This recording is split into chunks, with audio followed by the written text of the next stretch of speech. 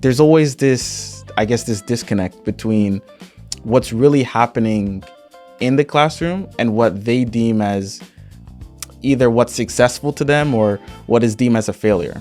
As these statistics are sometimes fun and dandy and I guess showing some real issues, but you're not really addressing what is really the problem, which comes down to, again, funding. Changing the approach of the one shoe fits all approach, where students come from wherever they're coming from, all different ways of life and learning.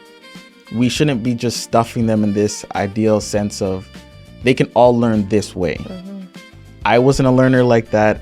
I personally felt like I was one of the ones who just kept having to advocate and for myself, and some people just don't have the strength to really be able, or the voice to do that for themselves.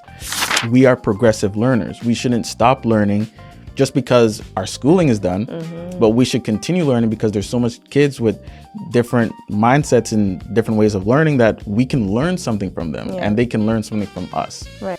Hey, hello, hi, welcome back to episode 2 of Beyond 3 p.m. I am sitting here with Elijah Davy. I like to call him the face of everything. So, Elijah, I know I'm putting you on the spot. Please tell the people, who are you? What are you about? What are you doing? And then we'll dive into today's questions. Well, I just want to start off by just saying thank you for having me. This is, I would say, my first time ever being on such a nice production. So just thank you again for having me.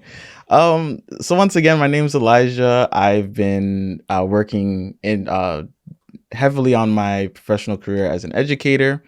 My journey has never really been a linear journey, but it has always been a journey of many turns and twists. But I'm just so thankful and just so blessed that I've always, had the right system around me, surrounding me with just love and support to really get me through this whole, I guess, career of mine. And, I'm just excited. So for me personally, I've been working tremendously at just getting, just increasing my level through all different levels of education, whether that be at George Brown, whether that be throughout research with Atkinson Center.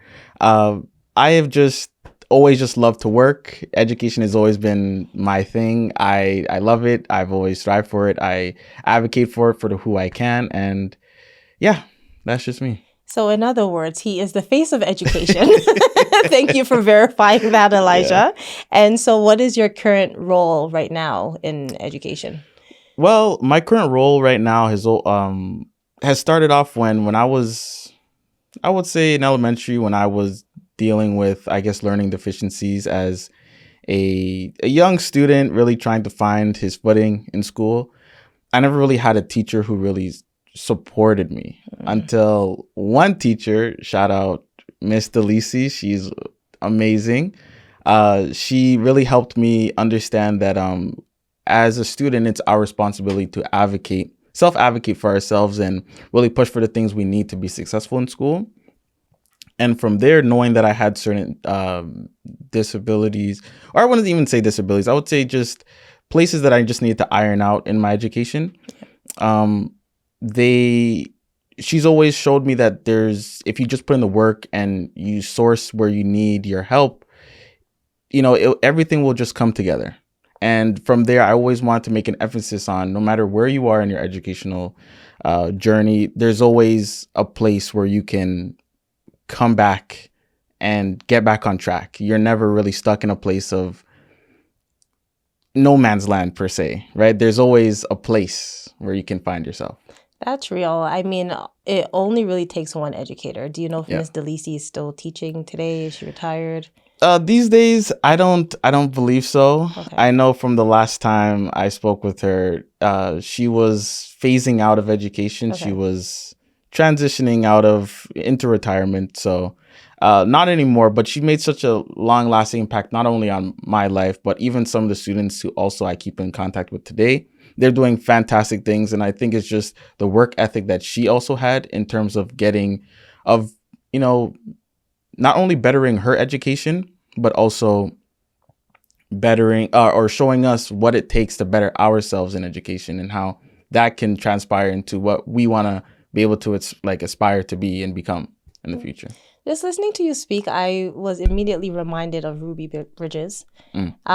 And if you're familiar with her or unfamiliar with her, but she was one of the first Black students to attend a desegregated school, sorry, in the States. And she was the only student to learn from a white teacher. I believe her name was Miss Henry. In the only student to learn for a year. She was in a classroom by herself, and this teacher taught her one-on-one. And that teacher became the reason why Ruby Bridges became a teacher. And all she needed was that one person to believe in her and to help foster her education and cultivate who she was as a person in addition to her parents. And I mean, it's really inspiring. And just connecting with my friend Anissa last time, and we were just talking about the impact that educators have on children and people. I mean, it can either be a really good impact or it can be a pretty negative one. And because we see so many people, and not just as educators now, but we see so many students and students see so many teachers, I mean, there's always like someone who stands out amongst the rest. And we do have a bit of a, I guess, power in terms of like how we represent ourselves and how we influence, how we choose to model our role for whoever it is we're interacting with. And I just think that's key. So shout out. I hope she knows that she is getting her flowers. I will look her up on the OCT website and say, hey, Elijah Davy is still singing your praises today. Yes. So all that you've listed in terms of what you are doing, your endeavors within education, I would love to ask, as a Black male in education, do you feel equally represented in your field or in the field? Ooh, this is a good one. I would say, unfortunately, no.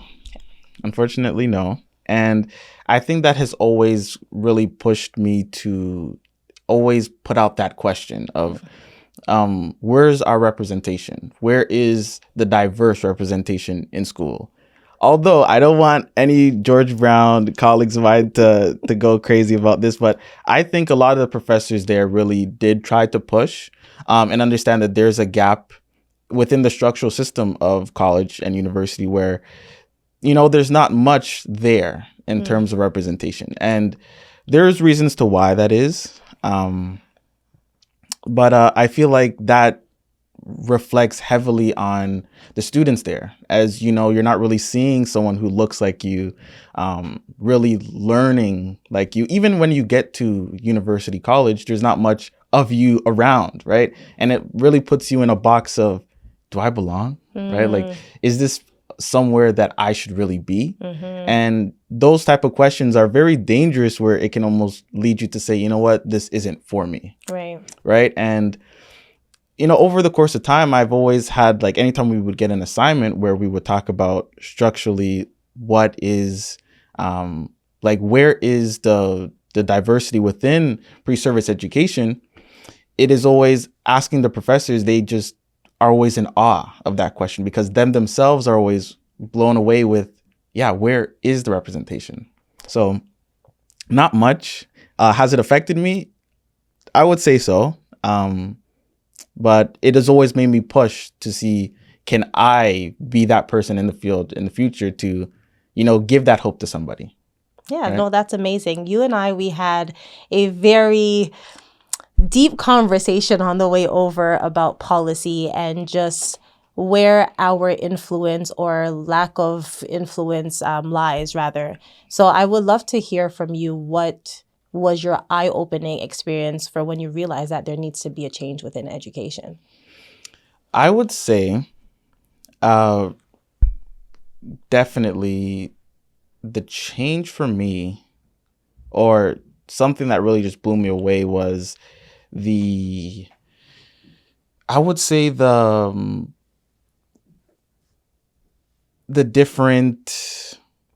gaps in, I guess, certain parts, like certain districts that has certain funding compared to some districts that don't really have really much at all.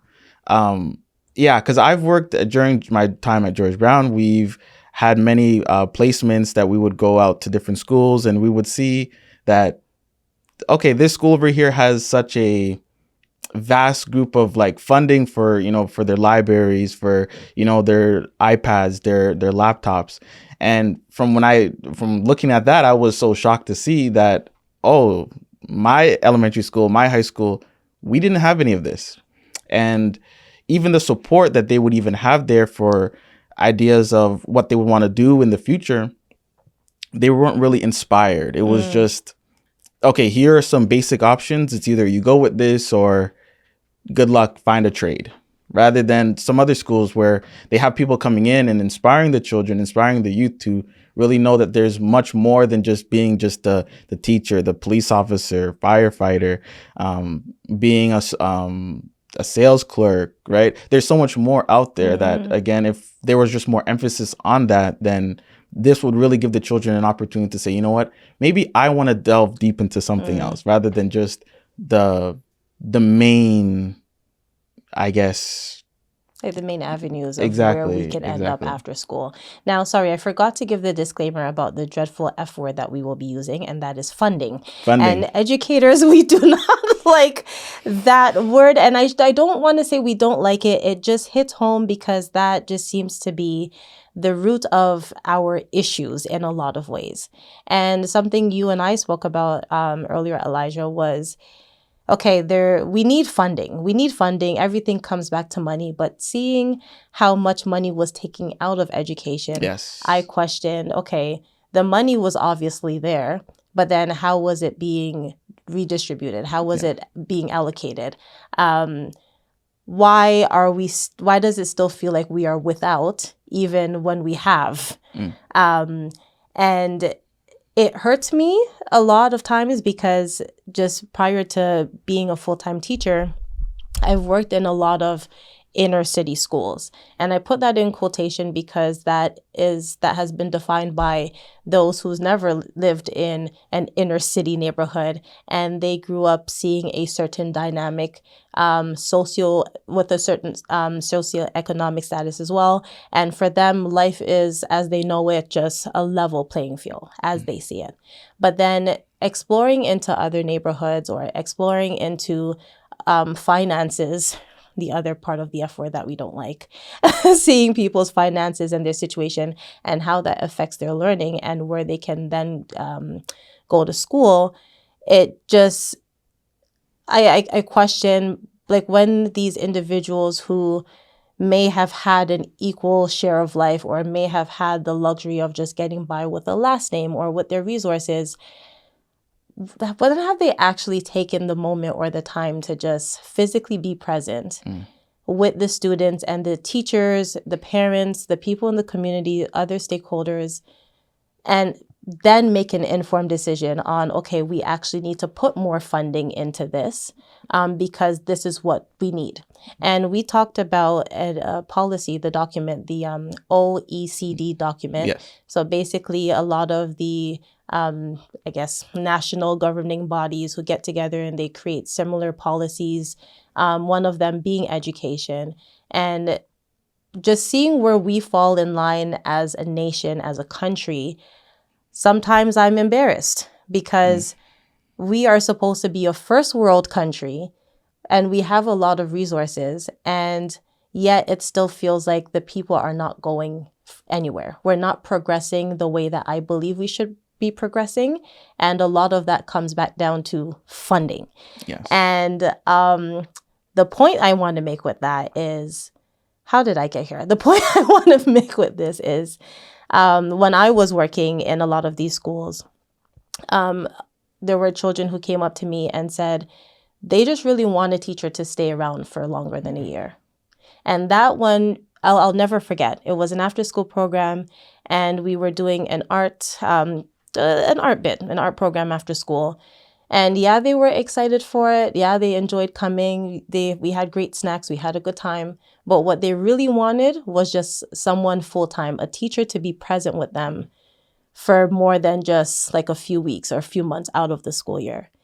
And I said, somebody who's in power, somebody needs to hear that. Yeah. And you wouldn't hear that unless you spend time with these individuals, the peoples who are affected by the decisions or lack of, right? So if you were to reflect on your teacher's college years or your time at George Brown or any of the institutions where you feel like, okay, I would love to get further into this aspect of education, what was your experience? That's a good question. My college experience was deeply filled with a lot of passion, but also sided with frustration. As you know, I felt as if on the side of like learning, there was just, as you go along and as you're paying attention to what's really happening, there's just so much gaps there that even the professors that's even teaching us is like, man, like this is what we've been dealing with for so long. So me coming in, I'm always giving this I guess optimistic outlook of when I come in and when I get to where I need to get to, I'm looking to impact everything from the ground up, right? But you know, as my time going through everything and going through these activities and reflecting on student behavior and hearing some of the professors and the teachers that I worked with in the field talk to me, it just seems like the whole system from the top down just needs to be destroyed and reconstructed again. And, you know, when I look at that, I feel less equipped, but I'm happy, right, that with that being said, there's a place where I can start, which is, again, let's just start anew. Let's not continue to build on a system that is broken, but let's reconstruct it from the ground up and build something new. Exactly. And I think, too, it is important that those in power, whether it's the ministers of education, the premier, whoever has a hand in these governing bodies and who are representing Canada, I guess, on our behalf, because they're speaking for the people. They're speaking on behalf of saying, okay, we need this, they don't need this. And we talked about numbers. We talked about how impactful numbers could be, what they can represent, whether it's a true depiction or if it's somewhat like misconstrued somehow. That's all they have. So when they look at different school like standardized test results and they see certain percentages and in this area, and then they say, okay, you know what, Canadian children are doing a lot better with language. We need to improve in numeracy. But then with our diverse society, I think that number of whether it's language or numeracy, it only represents a small fraction of people. Group, yes. Right? Because every year people are coming into Canada seeking a quote unquote better education. While we're in education and we say that it can be better. Can be, yes. And who's to say that, okay, we're doing the best that we can with what we have? But my question comes down to, are we really doing the best that we can? Like, actually. Yeah. So I think, and I spoke about my teacher's college experience, how I didn't really feel prepared. I felt, okay, yes, I've observed how to do classroom management. I felt as a Canadian citizen, Canadian-born child, going through, 25 years of schooling from kindergarten right up, I had that moment of, now what? I wasn't ready for that time after school when I have been in school for so long. I didn't know where to start looking for a job. I didn't know what I wanted to start doing. And I felt like within the 2 months that I had off, it felt like the most I actually had to sit with myself. The most I actually had to realize and just ask myself, was it all worth it? I've done everything that I was supposed to do, everything that the government mandated me to do. But then here I am now and I still don't feel ready. And I asked you, what is the purpose of education? Why go through all of that? And you said something so profound. And I hope you remember what you said, because I remember bits and pieces of it. Yes. I would say as like an educator, it's our responsibility and it's our duty to make sure that not only are we preparing them for what's to come later on with their education, whether that going into the next grade level or going from college or elementary school to high school to college, but also preparing them for life. Exactly. As we're spending so much time with our students and whatnot, it is so important that we also show them that there is so much more than the classroom has to offer for you. What does life have to offer for you, right? Because going out there and meeting new people, being in different situations, right? Sometimes you don't always have the best system even at home to help you address and navigate what you're going through. So as teachers, we just have to be a long life learner with a lot of our students to help them really get there. Right? And transparency is key too, right? Yes. And I find just removing the expectations of, okay, you go to school, you go to college, you go to university, but even that has its issues, right? The application for people, the application process rather, and the accessibility to actually get to schools is also very limiting. And I mean, the OECD speaks on behalf of minorities, and I don't like that word because this is sorry, let's put a plug. I don't like the word minorities because I find it's just a systematic reminder that we people of color are less than. And I find that it just plays into the statistics of, okay, we have this group of people or this group of ethnic people, these diverse people who are applying, but these are their barriers. But even with using that or looking at that and having that information, we feel even more restricted because of just even trying to think about how we're going to get to school. And I say we because it affects a lot of people like us when we get into certain classroom spaces and we don't see people who look like us. Yes. And because we're now thinking, okay, like I'm sure there could be someone else who looks like me here, someone else I can relate to, but then just looking at the documents that are required that can't be provided because parents may be ESL. The resources for parents were never given. They don't know where to find support. So in turns, the students don't know who to ask and who to turn to. Realistically and truthfully, not a lot of people are as open and available and honest with offering support and direction to help us progress. So just looking at all of that alone and thinking about, okay, yes, to teach them about life, but then the reality of it all, and I could say this at times too, there were moments when school felt like a safer space. Yes. Not because anything traumatic was happening at home, but more so where I grew up or where I spent most of my childhood, a lot of people deemed me to fail right off the bat. They said, oh, you're a young girl coming out of Rexdale, you're not going to make it far.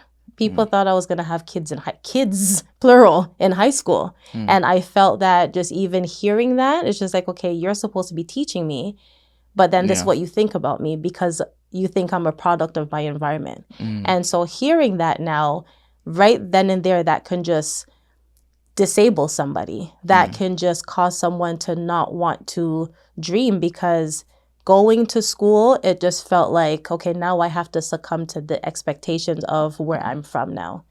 You've capped me. So if that happened in school, imagine when I leave this institution. So what's the point? It all goes back to my role as an educator. I feel it's not just a professional commitment, but it's personal. I'm not going to sit here and say, oh, I look out for the ethnic children more than I do anybody else. No, I look out for children because I see you as a person. Yes. To me, the color, your socioeconomic status, your race, all of that, it doesn't do anything to me. However, the system and what we have, it does something to people, right? It changes their thought process. It changes how they present themselves. It changes how they either uplift or how they undermine. It changes how they delegate or regulate. It changes so many things. And I love that you are pursuing something beyond classroom.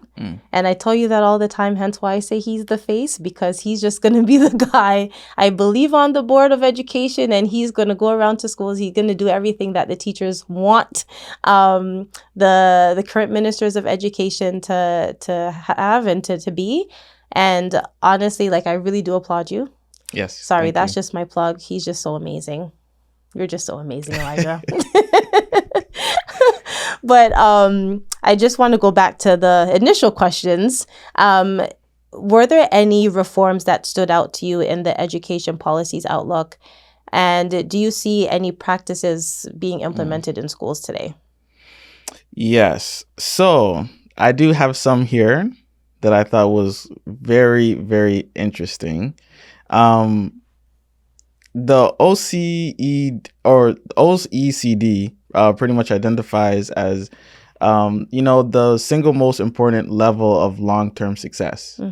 Um, as it highlights that Canada has historically spent less on EC compared to European leaders by a recent shift towards a $10 a day childcare in massive policy reform that the OECD is currently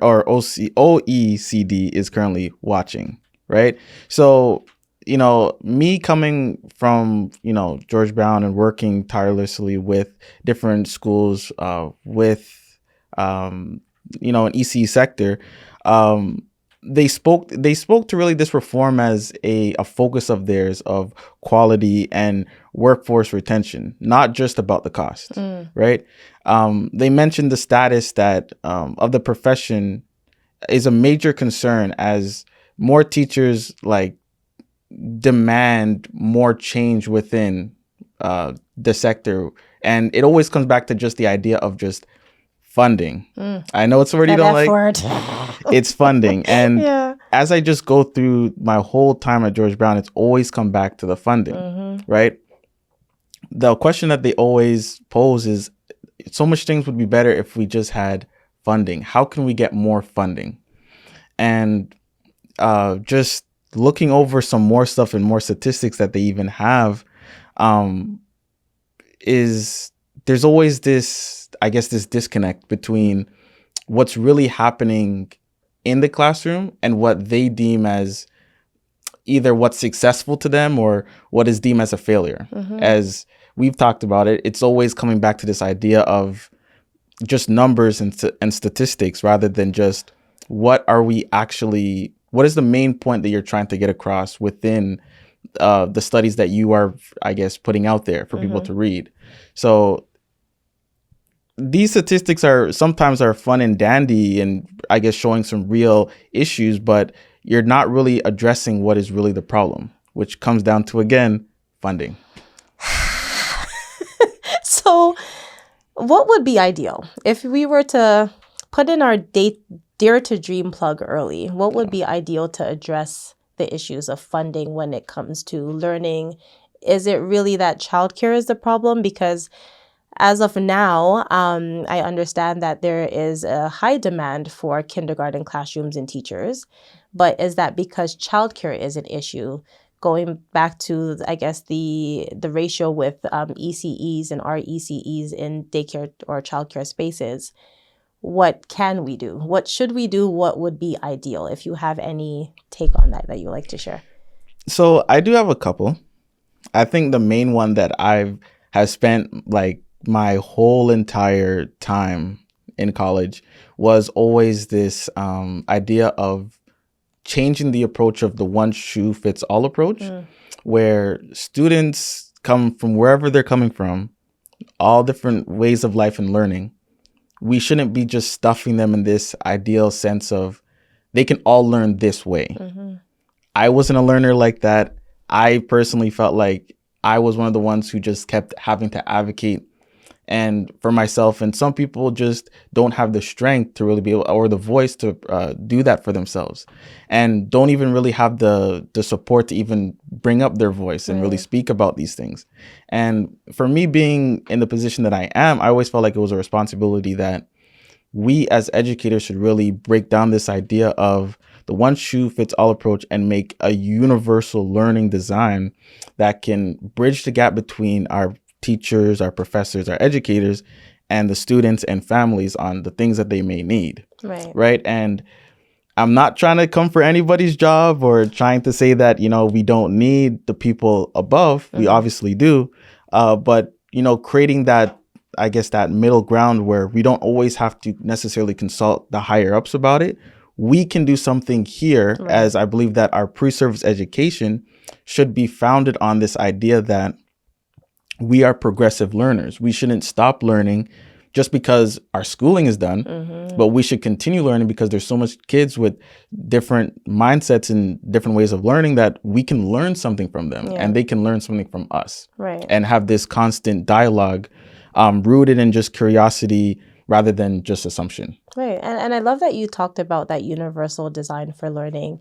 I'm currently doing a curriculum development course, and just thinking about the different designs that there are available for curriculum development and the things that educators should consider, the different aspects of learning and the needs and the individuals who are responsible for educating the students or even educating other educators.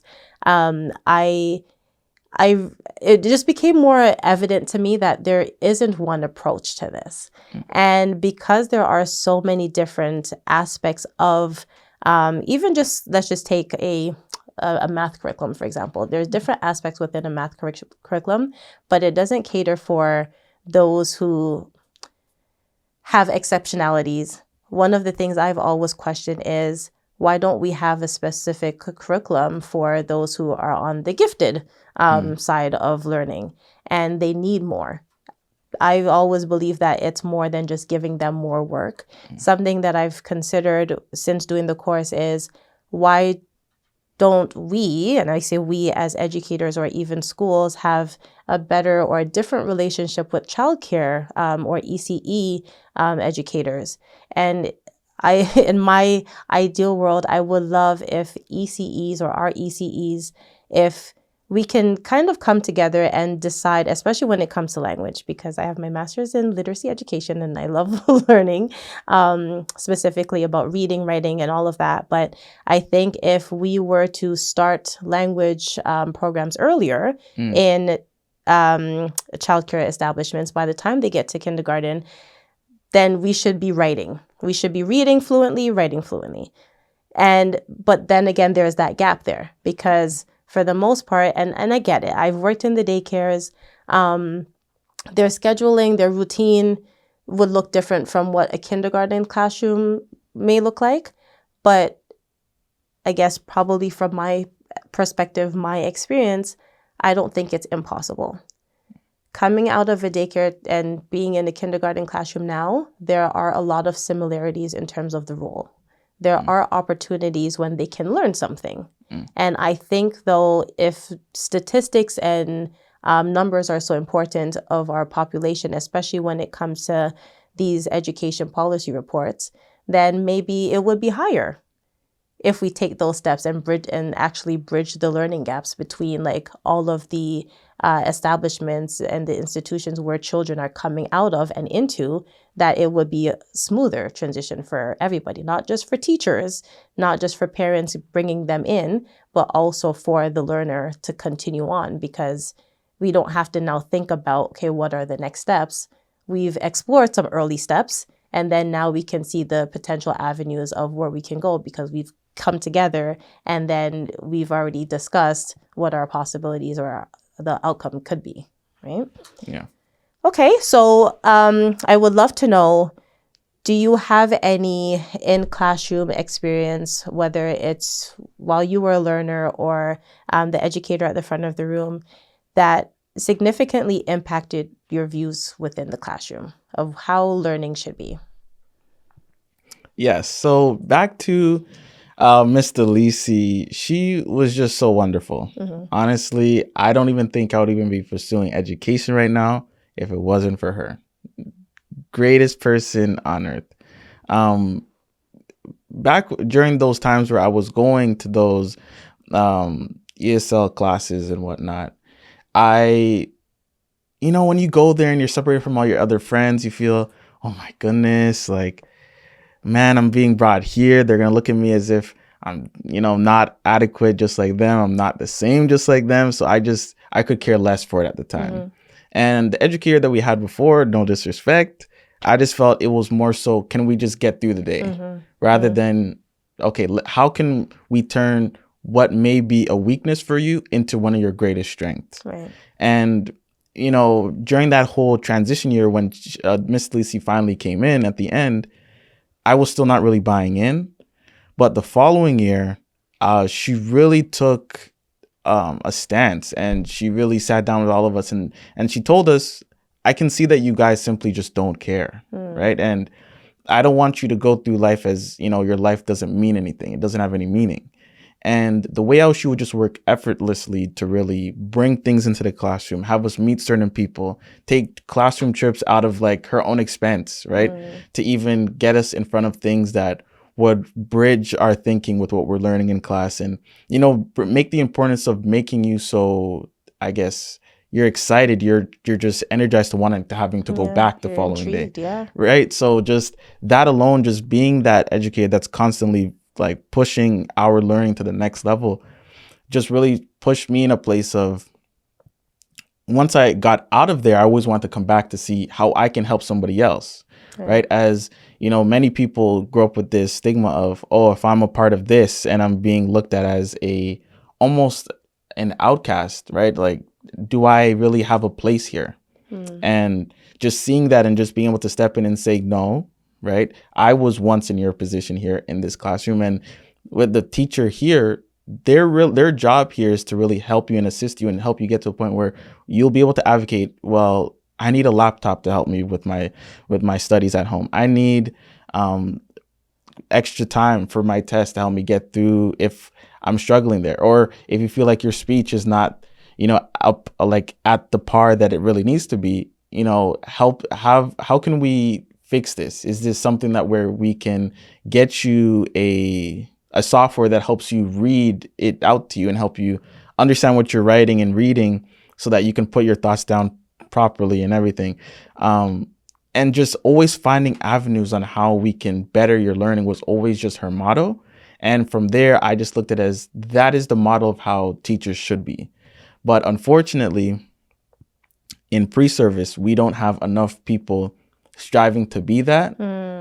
They're just rather comfortable with just the title of it. They don't really take on the responsibilities of being a teacher. Right. I was actually going to ask you, what does it mean to prepare students for the future? And from what I've heard you mention a lot is the importance of teaching them how to advocate for themselves. Yes.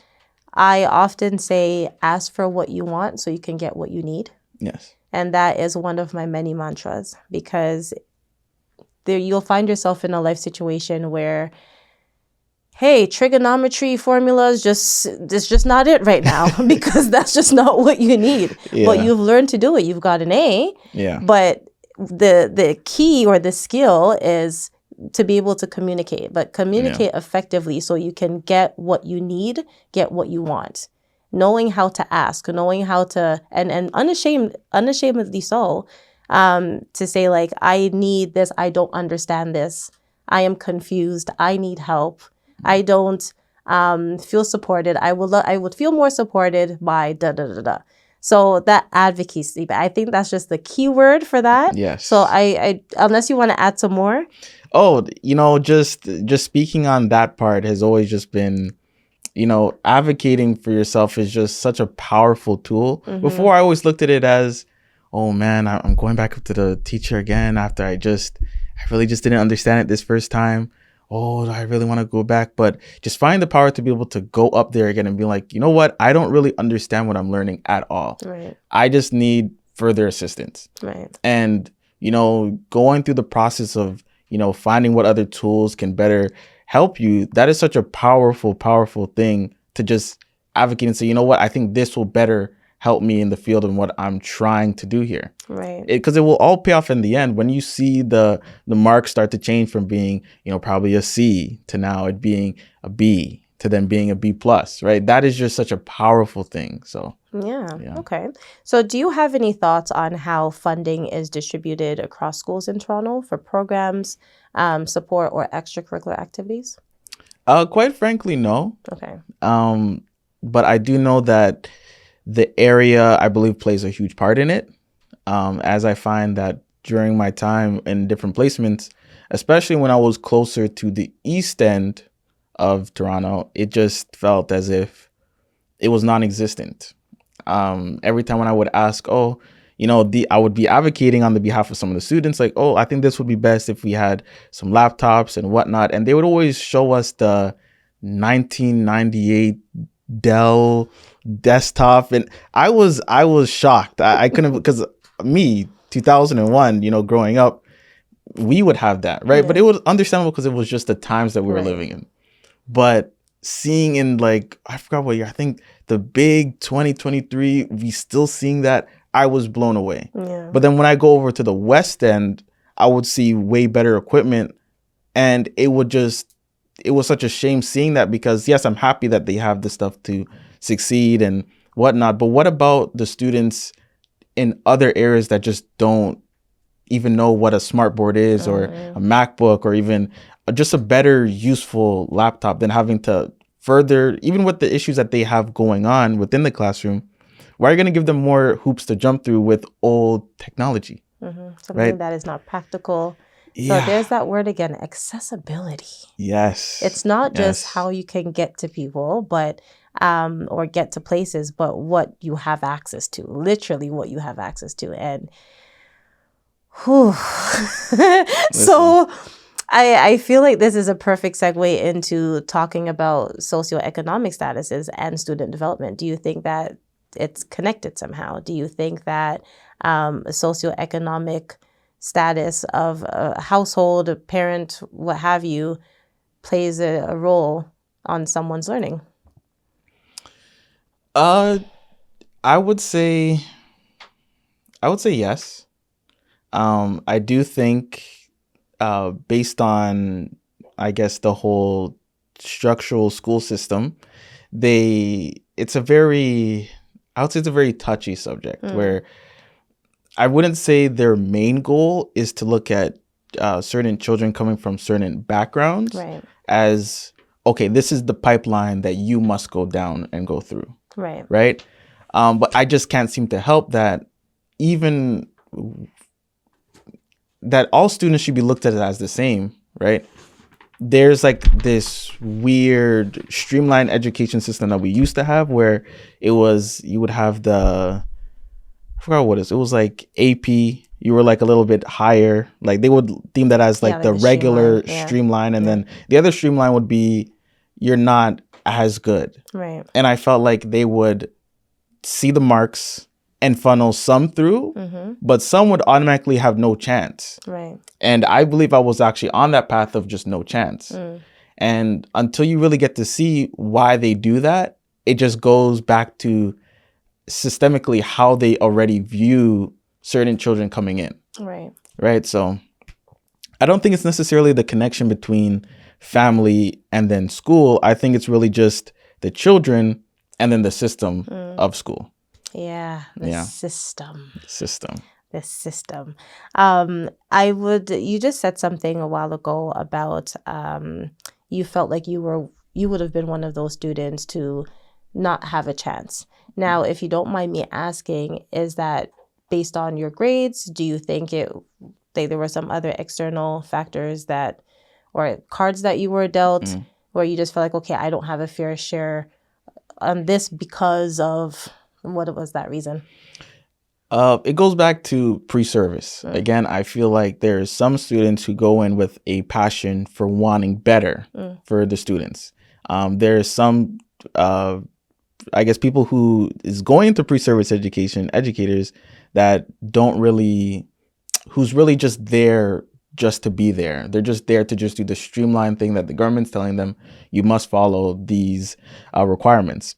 And some of them do manage to trickle in certain positions that is very, very, very important for student development.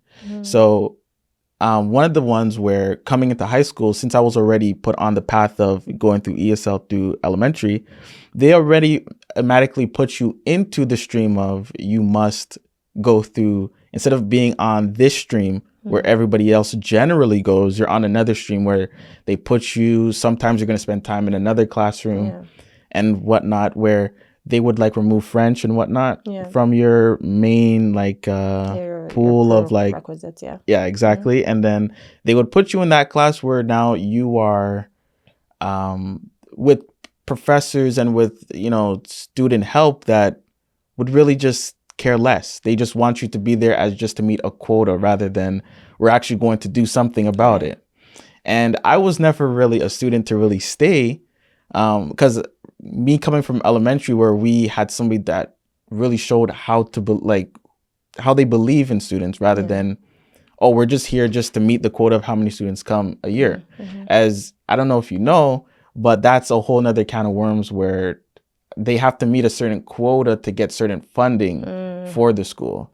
So it is interesting how they need a certain amount, but don't really care if they necessarily get better and move them back into the other pool where all the students were, where it should be the main focus, but it's not. Right. So from there, I knew what was best.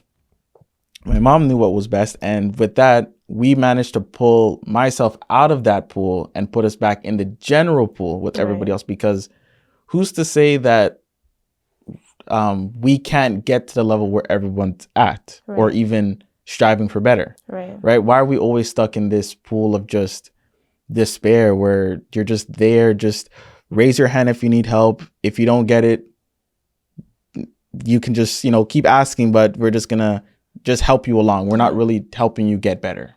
I do wonder if there is any type of structure or programming for those types of classrooms, because I remember the high school that I attended had a classroom like that. And I put that in quotation because I just thinking about what you just said and looking back, it just felt like a hub for students to just get a credit. Yes. And to meet basic prerequisites as per their